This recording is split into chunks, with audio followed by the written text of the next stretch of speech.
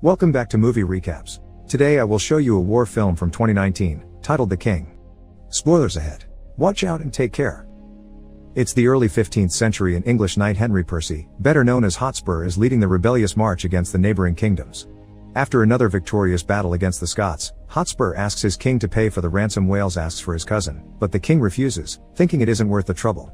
Hotspur loses his temper and insults the king, mentioning how he's ignoring all the years of service his family has provided before stomping out of the room.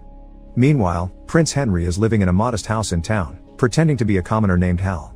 He has no interest in politics or the throne, and he spends his days in the company of women or drinking with his companion John Falstaff, who is a retired knight. One afternoon, he's approached by a messenger from the castle that informs him the king is ill and requests his son to go see him. At first, Henry turns down the invitation, but John talks to him later and convinces him that not going would be worse than confronting his father because he'll have to live all his life with the regret.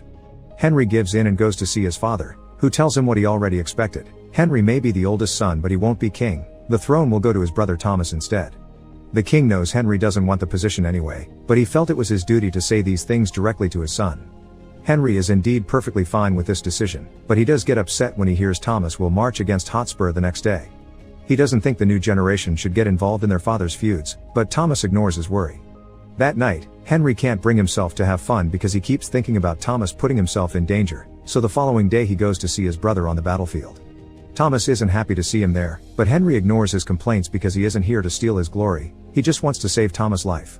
He sends a messenger to Hotspur with a challenge to single combat, and Hotspur accepts it even if it goes against his father's wishes. Both Henry and Hotspur are very skilled warriors, so their duel is fairly equal.